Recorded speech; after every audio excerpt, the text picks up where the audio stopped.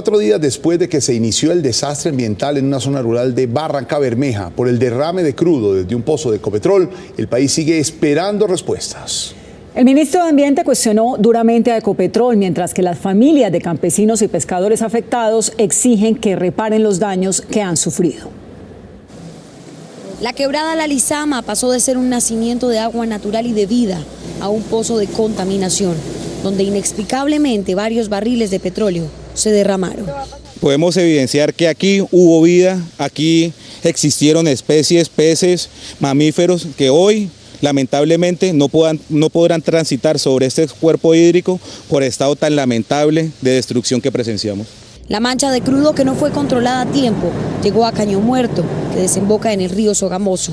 La tragedia ha cobrado la vida de al menos 800 animales. Estos animales llegan deshidratados, cubiertos con crudo y pues muy decaídos, con cuadros de temperatura muy altos. Se están dejando trampas en la noche para rescatar animales nocturnos, para que caigan en trampas y disponerle de ellos en cada punto. Habitantes de la zona lloran esta tragedia ambiental que acabó, según ellos, con su sustento. Nosotros vivíamos del río, de pescar, de la piedra, y ya nos quitó todo. Mi marido no tiene trabajo ahorita, no tenemos mercado. Los ganaderos también se sienten afectados. Entonces nos ha tocado sacar los ganados que tenemos alrededor del pie del caño, donde ellos tomaban hacia tierra firme. El ministro de Ambiente, Luis Gilberto Murillo, en entrevista con Noticias Caracol, afirmó que Ecopetrol tendrá que responder por no contar con un plan de contingencia actualizado. Ecopetrol, con lo que hemos revisado, ya tiene pendiente una primera sanción, que fue que no actualizó su plan de contingencia, ya está demostrado por la ANLA. Además, insistió en que Ecopetrol deberá indemnizar a los afectados. La instrucción que le ha dado la ANLA es que le exija inmediatamente a Ecopetrol que haga unas compensaciones, unas indemnizaciones temporales, sobre todo a los pescadores y otras familias, y llegue a un acuerdo con estas familias para compensaciones de fondos. Se tiene que compensar a esas familias. Se han instalado más de 68 barreras de contención y 16 puntos de control para evitar que el crudo llegue al río Magdalena. Hoy recorrimos de nuevo la zona afectada en Santander. Nuestro director Juan Roberto Vargas habló en el sitio de la tragedia ambiental con el presidente de Ecopetrol, quien respondió a los cuestionamientos que se le han hecho a esa entidad por la gravedad de lo ocurrido. Este es el pozo Lizama 158. Está ubicado en zona rural de Barrancabermeja, Santander. Es uno de los 200 pozos que al año Ecopetrol cierra porque terminó su vida útil. A comienzos de marzo ocurrió lo inesperado. A unos 200 metros del yacimiento se comenzó a filtrar. Centenares de barriles de petróleo cayeron a las quebradas La Lizama, Caño Muerto y al río Sogamoso. Estos que hoy sobrevolamos. Nosotros estimamos que crudo como tal, que cayó a las fuentes de agua, a los cuerpos de agua, fueron 550 barriles. Se hablaba de 20.000 o 22.000, ¿de dónde sale esa disparidad de cifras? Hay 3.500 barriles, 550 que le decía yo que son de crudo y un poco menos de 3.000 de agua y de lodos, y esos 3.500 barriles fueron los que cayeron en los cuerpos de agua. Pero esos 550 barriles, para que la gente tenga la magnitud, equivalen a un poco menos de 3 tractomulas de 200 barriles. Entre el 12 y el 15 de marzo, es decir, hace 11 días, el que llaman afloramiento de crudo se extendió por la zona. Ecopetrol y sus técnicos colocaron 18 puestos de control para aislar el petróleo de las quebradas y el río antes de que se extendiera. Así se ve hoy desde el aire y desde tierra el daño ambiental causado por el derrame. Importante entonces que desde el 15 de marzo no han caído más hidrocarburos a los cuerpos de agua. Eso yo creo que es un mensaje bien importante y en este momento tenemos controlado el afloramiento. Un grupo de expertos estadounidenses con equipos traídos especialmente de ese país trabajará para sellar definitivamente el pozo lo antes posible. Pero lo más importante es que esa unidad nos va a permitir cerrar el pozo. ¿Sellarlo? Sellar el pozo. En este momento sigue saliendo petróleo. Sigue saliendo petróleo, pero lo estamos todo recogiendo. Pero al margen del trabajo que hace hoy Ecopetrol para enfrentar la emergencia, surgen muchas preguntas. Si había un informe interno de técnicos de Ecopetrol que desde hace varios años alertaba sobre los problemas del pozo, ¿por qué no se hizo nada? La operación es la encargada, no solo en esta zona del país, en todas las áreas del país, para disponer de los recursos desde el punto de vista presupuestal. Que dice que no tenía plata, entre otras cosas. Y de hecho pues es de alguna manera potestad de la operación en cada una de las áreas del país destinar esos recursos. Eso hace parte de la investigación y eventualmente entender qué pasó, si hubo demoras en algunas decisiones. La otra pregunta, ¿tenían plan de contingencia? Según el ministro de Ambiente no lo había. Es decir, los tomó por sorpresa en Ecopetrol y no tenían previsto cómo afrontarla. El mismo 2 de marzo se activa el plan de contingencia. En menos de 24 horas se hace el anuncio ante la ANLA dentro de los plazos establecidos. A la fecha llevamos 7 reportes a la ANLA, hay visitas que han hecho al sitio, el propio ministro ha estado acá también. Mientras se afronta la emergencia, Ecopetrol, en cabeza de su presidente, dice lamentar lo ocurrido. Nosotros somos vecinos de esta zona, lo lamentamos sobre todo por las comunidades de La Fortuna y los pescadores, pero estamos comprometidos para que esto se solucione. Ahora, los habitantes de la zona y los ambientalistas esperan una rápida y efectiva reacción del Estado para mitigar el impacto de un daño que muchos de ellos creen será irreparable e irreversible. Lo último en Noticias Caracol. Vamos con lo último porque la crisis ambiental que generó el derrame de petróleo tiene con la lupa puesta en ese tema los organismos de control. Sol Suárez, ¿qué frentes de investigación se han abierto hasta hoy?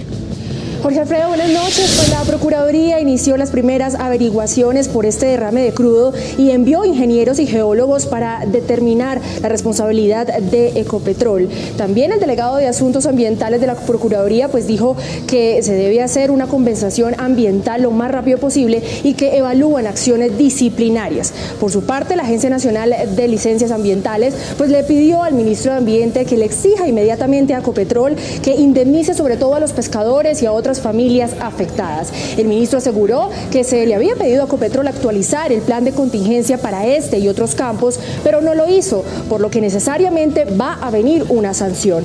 Y sobre los documentos que revelan que la gerencia de operaciones de Ecopetrol sabía sobre las fallas del pozo y las conversaciones de WhatsApp que también pues revelamos acá y además sugieren posibles fallas en las maniobras del pozo, pues el presidente de Ecopetrol anunció que esta información entra en custodia para poder encontrar las causas reales de este derrame de crudo, pero advirtió que él no conoció todo esto hasta el pasado viernes y el contenido, por supuesto, de los documentos. Desde la sala de redacción, Sol Suárez, Noticias Caracol. 7 de la noche, 10 minutos. Noticias Caracol conoció detalles inéditos de la manera como actuaba una de las más peligrosas organizaciones dedicadas al robo y comercio clandestino de bicicletas en el país. Se trata precisamente de la banda que robó y agredió al ciclista Óscar Sevilla. Acompañamos a los investigadores de la SIJIN, cuyos seguimientos duraron casi un año. Alias El Mono, el máximo jefe de la banda en Bogotá, se moviliza en este taxi. En esta oportunidad, ubica el vehículo sobre la ruta que siempre tomaba el pedalista español Óscar Sevilla cuando salía a entrenar. Espera el llamado de sus cómplices que a tan solo unas cuadras están pendientes del paso de su víctima. En otra cámara se observa cuando sus compinches le roban la bicicleta al deportista. También se ve cuando se suben al taxi de alias El Mono, mientras que un quinto delincuente huye en la bicicleta de Sevilla. El mismo taxi y los mismos delincuentes aparecen en otros videos analizados por los investigadores de la Unidad contra Hurto a Personas de la SIJIN. Aquí, en un centro deportivo, 2 deportistas ingresan y dejan sus bicicletas en un parqueadero, sin sospechar que eran vigilados por la banda. Los delincuentes, en cuestión de segundos, se las llevan. En otras oportunidades, también utilizaban la violencia para asaltar a desprevenidos ciclistas. Los investigadores advirtieron que los miembros de la banda se reunían en bares y prostíbulos del centro de Bogotá. Entonces, agentes encubiertos se infiltraron en el barrio Santa Fe y los capturaron uno por uno. Existían 2 modus operandi que utilizaban. Uno era el de la oportunidad, factor de oportunidad, veían la bicicleta y la hurtaban, y la otra era de acercarse unos 3 o 4 sujetos, empujar a la víctima. Alias El Mono, para las autoridades, venía delinquiendo desde hace más de un año con esta organización. Tenemos que hacerle frente a estas estructuras criminales, capturarlos, judicializarlos y sacarlos de las calles. Alias Pitre es señalado de hacer inteligencia en las casas de las víctimas. A alias Orejas los indican de ser el campanero y de arrebatar las bicicletas a sus dueños. Esta misma labor sería cumplida por alias El Soldado, quien es señalado de intimidar con cuchillo a los ciclistas, y alias El Paisa, encargado de vender las bicicletas robadas. Que a diferencia de un celular que tienen que finalmente ir a volver a inscribirlo con una empresa de celulares, con las bicicletas ocurre con mucha frecuencia que los ciudadanos no tienen ninguna manera de probar que una bicicleta es de ellos. Los 5 fueron enviados a la cárcel.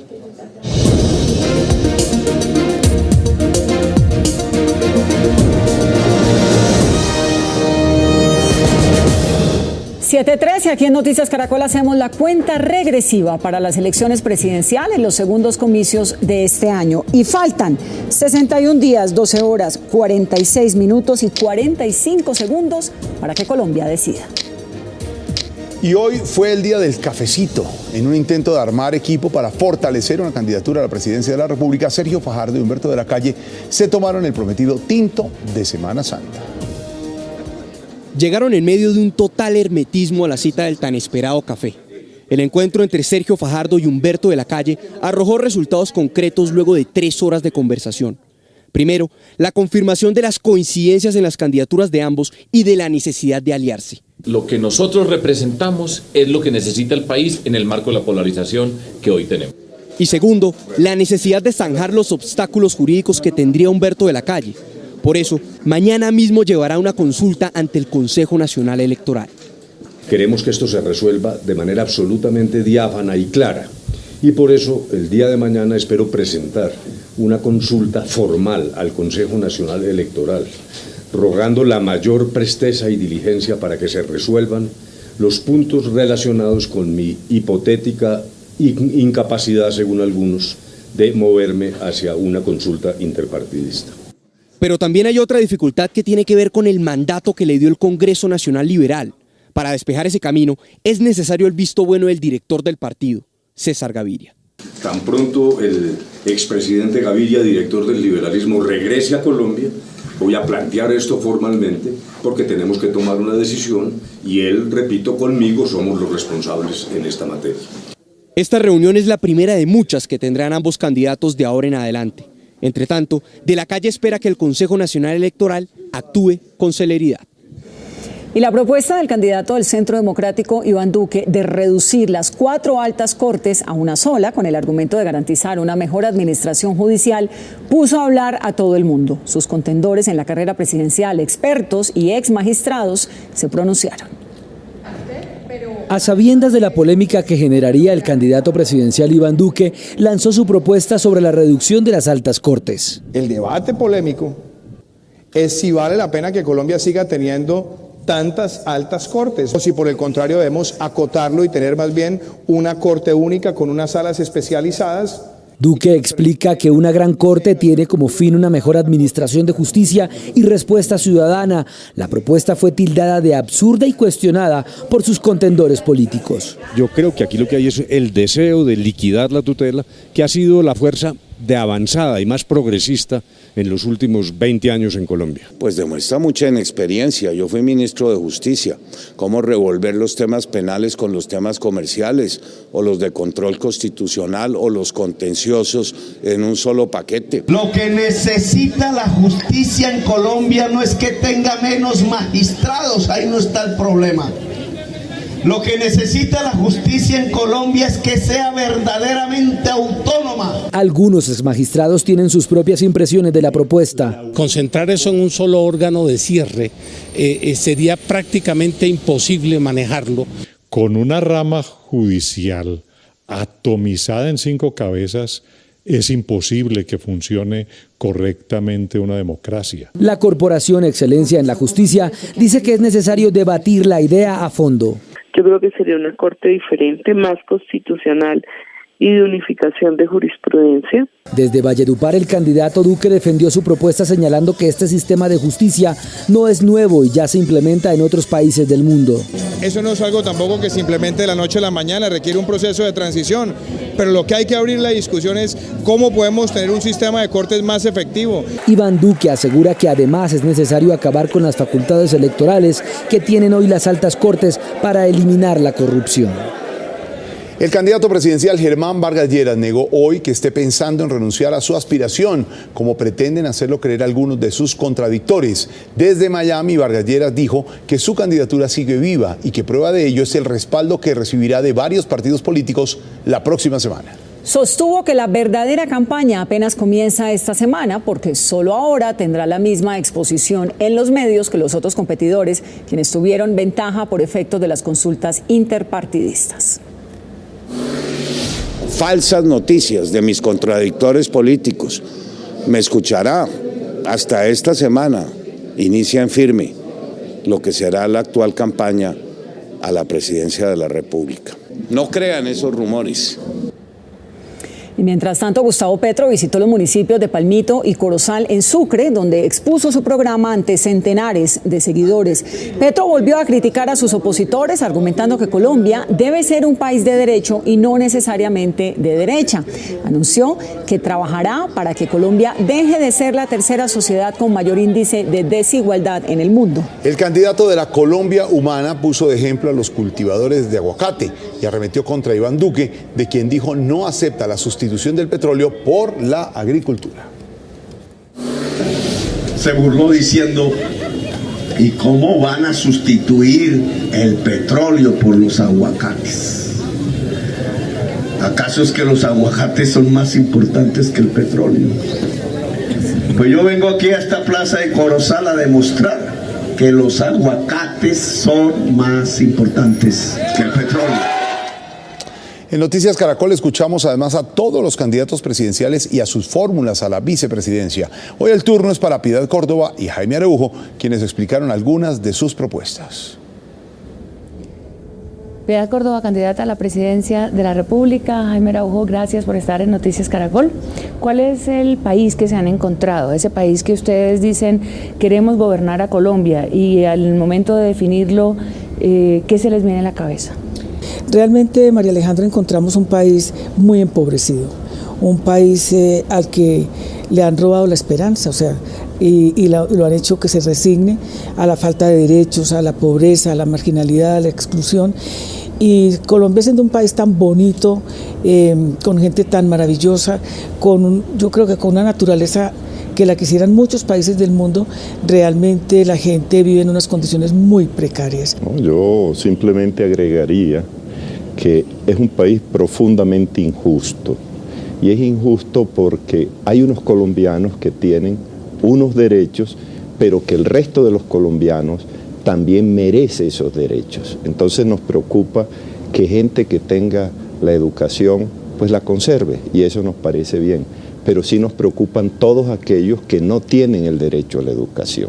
Para llevar de nuevo a la esfera de la campaña, no son ni de izquierda ni de derecha. La situación social de Colombia, la desigualdad, pues es un dato, un diagnóstico cierto, un diagnóstico que no se puede discutir desde ninguno de los, de los extremos de la política. ¿Ustedes creen que esta campaña entonces está cambiando de foco? Yo creo que la polarización que debería existir en el país es por los derechos, porque realmente a mí me parece que se ha conducido a la polarización, pero más bien como unos mecanismos para generar lo que es el miedo, para la posverdad, para instalar personas independientemente de qué piensan sobre los problemas que tiene el país. Muy bien, entonces van solos, no están esperando alianzas, no están buscando coqueteos, no les interesa entrar en ese juego de otros candidatos que creen que necesitan sumar y sumar votos para poder llegar seguramente a la segunda vuelta. Pero sí tenemos una alianza, ojo, con el pueblo, por sus derechos. Esa es nuestra gran alianza. La tensión permanente entre la región y el centro, ese debate postergado del centralismo, de la descentralización, qué tanto se necesita de lo uno y de lo otro, ustedes lo llevan a una propuesta de Estado federal. Sí, pero además un Estado federal moderno, porque no es el Estado federal antiguo, es un Estado federal que además es multicultural, y eso es importante, con participación no solo de la gente en las regiones, sino también de la diversidad étnica y cultural de las personas. El tema de la corrupción aparece siempre en todos los procesos electorales, se identifica como el tema más grave, cada vez se dice que se tocó fondo, que ya no se puede ir más allá, pero realmente, además de mencionarse en las campañas, pues poco aparentemente se hace y se logra para frenar esa corrupción. ¿Ustedes están así de preocupados como como todos los colombianos, con este tema. Muy preocupados, María Alejandra, pero con una claridad que creemos que otras personas no lo han planteado. Es que la corrupción no es un tema solo de buenos y de malos, donde normalmente el que habla contra la corrupción se pone del lado de los buenos y los demás son los malos. El tema de la corrupción pasa por otros problemas si de verdad queremos llevar una lucha que acabe la corrupción. Primero, es un problema de pobreza. No hay duda que si no hacemos que nuestra gente salga de... Llegó Full Hogar de Movistar. Con Full TV HD, Full llamadas y para los pelados, Full megas para estudiar. Llama ya y recibe los 2 primeros meses y Full tablet gratis. Es un problema de derechos humanos, volvemos al tema de los derechos. ¿Por qué? Porque los corruptos, no hay duda que nos quitan la salud, la educación y la vivienda. Pero también el corrupto intermediario tiene la posibilidad de existir, porque los colombianos no tienen ese derecho. Porque si llegara un corrupto a decirme a mí, yo le doy la beca para su hijo y vota por mí, si mi hijo tuviera ese derecho a la educación garantizado, yo le diría, corrupto, váyase que no lo necesito. Igual para la salud, igual para el trabajo. No es cierto que la corrupción sea solo de los funcionarios o de los particulares, porque si todos los particulares fueran correctos, aunque todos los funcionarios públicos fueran corruptos, no podrían hacer corrupción, o viceversa. Todos los funcionarios podrían ser honestos y todos los particulares corruptos. La realidad es que hay una simbiosis entre unos corruptos de la administración y unos corruptos de afuera. Yo también creo que hay un elemento que es muy desesperanzador para la sociedad en el tema de la corrupción. Y frente a eso yo propondría que los delitos de corrupción no puedan prescribir, porque todas esas ardides judiciales y jurídicas permiten que la gente salga por vencimiento de términos. Entonces la gente dice, aquí no paga sino el de Ruana. Que un tipo que le haya hecho un daño grave a la cosa pública termine en casa por cárcel, cuando lo que debería era irse para la cárcel. Para mí la corrupción es un delito de lesa humanidad, porque priva a una persona de la educación, de la salud, de la vivienda. Por ejemplo, en lo de Reficar no tiene ninguna explicación. Hola, buenas noches, bienvenidos a El Mundo Hoy, que empieza con la expulsión de más de 130 diplomáticos rusos, una medida que desató una nueva versión de la Guerra Fría. Más de 20 gobiernos se unieron a la decisión del Reino Unido, entre ellos Estados Unidos, Canadá, Australia y varios países de la Unión Europea, en rechazo a lo que calificaron como acciones desestabilizadoras del presidente Vladimir Putin. Es el golpe más contundente contra Rusia desde la Guerra Fría. Con esta expulsión masiva, el Occidente le está diciendo a Rusia, basta, suficiente. Enough is enough. Ya son más de una veintena de países que han expulsado a diplomáticos rusos en represalias al ataque con un agente químico contra el exmilitar ruso Sergei Skripal y su hija en la ciudad británica de Salisbury. No solo es un patrón de la escalada en la agresividad del comportamiento de Rusia, también es un capítulo nuevo y peligroso en sus actividades contra Europa. Estados Unidos, que dio un plazo de 7 días a 60 funcionarios de la embajada rusa y su misión ante la ONU para salir del país. Las acciones de hoy hacen a Estados Unidos un país más seguro al reducir la capacidad de Rusia de espiar a nuestros ciudadanos. Vemos sus tácticas de espionaje aquí en el corazón de la ONU y no lo podemos tolerar. Además, ordenó el cierre del consulado en Seattle por su proximidad con una base naval estadounidense. Lo que Estados Unidos hizo hoy es destruir lo que quedaba de los vínculos entre ellos y Rusia. A la lista se unieron Canadá, Ucrania y 14 países de la Unión Europea, que expulsaron en total más de 130 diplomáticos rusos. El Kremlin advirtió que responderá de la misma manera. La actriz porno Stormy Daniels dio detalles de su presunta aventura amorosa con el presidente de Estados Unidos, Donald Trump. En una explosiva entrevista para el programa 60 Minutos de la cadena de televisión CBS, denunció que fue amenazada para que guardara silencio sobre su presunta relación con el actual mandatario. Entre sus declaraciones, la actriz también afirmó que tuvo relaciones íntimas con Trump sin protección. ¿Usted quería tener sexo con él? No. Pero no dije que no. No soy una víctima. ¿Fue totalmente consensual? Y en Brasil, el expresidente Luis Inácio Lula da Silva sufre una derrota judicial que lo deja a un paso de la cárcel y lo aleja de la posibilidad de reelegirse. Un tribunal de segunda instancia rechazó la apelación de la condena a 12 años de cárcel por corrupción, por aceptar un apartamento de lujo como soborno de la constructora Odebrecht a cambio de contratos con la petrolera estatal Petrobras. El exmandatario de 72 años, quien enfrenta otros 6 casos de corrupción, espera la decisión del Supremo prevista para el 4 de abril. Para saber si va a la cárcel o si podrá seguir interponiendo recursos en libertad. Andreina, gracias. Y llegó el momento de todos. La solidaridad mueve corazones, como el de una adolescente caleña que, conmovida con la muerte de 2 menores por cáncer en los Estados Unidos, apoya a otros en varias ciudades de Colombia. Caracol y Bancolombia, es el momento de todos.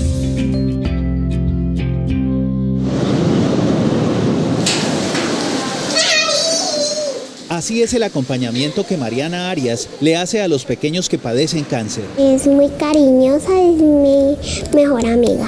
Para Alejandra Alzate, el apoyo a su hija es invaluable. Siempre como dándole ese ánimo, ese apoyo, dándole esa alegría que necesitan. El trabajo de Mariana Arias, de apenas 17 años, comenzó hace cerca de 3 años, cuando a través de redes sociales conoció el caso de la pequeña Mac en Estados Unidos. Ella tenía un cáncer en el músculo estriado.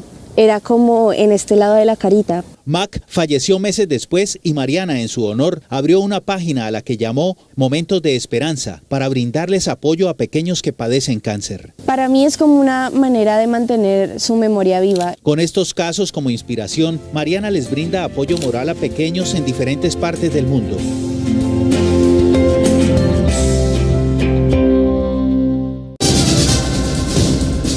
...7:47, el gobierno endureció los controles para la instalación y operación de los equipos de fotomultas en el país. Mientras muchos conductores celebran que se ponga tate quieto a los abusos, en las alcaldías hay preocupación.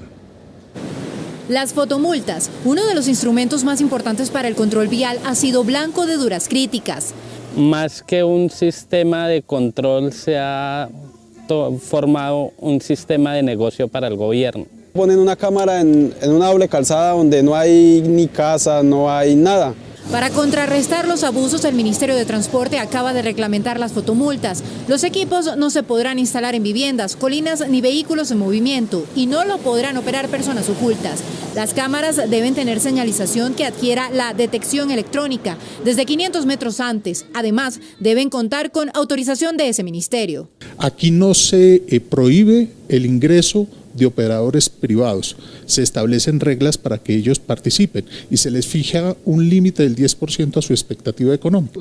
Para la Federación Nacional de Municipios, esta medida requiere de mayor pedagogía y advierten que quedaron por fuera puntos importantes. No se puede reglamentar para generar de alguna manera contrapesos en las regiones y que sean los alcaldes los que no sepan qué hacer producto de la interpretación que las resoluciones puedan o no tener. El objetivo de las autoridades es reducir la siniestralidad. Hay una cantidad de accidentes y de muertos en esos municipios y donde está, digamos, esa información, a los alcaldes les toca buscar sus medidas. La Agencia Nacional de Seguridad Vial asegura que las cámaras no son de fotomultas, son salvavidas y señala que aunque todo control genera rechazo, lo correcto para no tener multa es respetar la ley. Los indicadores económicos del Banco de Occidente, presentados por nuestros corresponsales bancarios. Buenas noches. Si usted es empresario o comerciante, esta información le debe interesar porque tiene como plazo máximo hasta el próximo sábado para renovar su matrícula mercantil ante su respectiva Cámara de Comercio. Se espera que 1,5 millones de empresas y comercios cumplan con esta obligación. No solo las grandes empresas deben renovar la matrícula mercantil, también, por ejemplo, las droguerías, las papelerías, las peluquerías, entre otras, deben hacer la renovación para evitar sanciones. Las cámaras de comercio recomendaron hacer este trámite antes del miércoles para evitar congestiones de última hora. El dólar cayó, tasa representativa del mercado de mañana, 2.816 pesos con 33 centavos y aunque bajó el petróleo, se mantuvo por encima de los $70 por barril en su referencia Brent. Continúe con Noticias Caracol. Terminamos más noticias a las 11:30 en Última Edición. Ya viene La Voz Kids.